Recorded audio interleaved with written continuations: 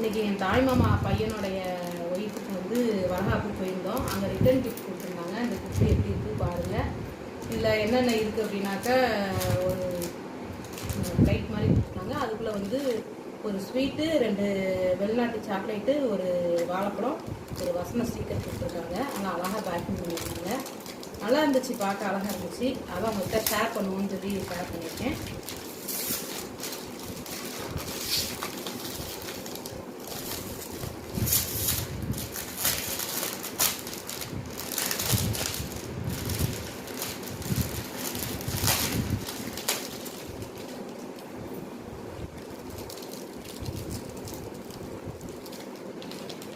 ஒரு லட்டு, ஒரு வாழைப்பழம்,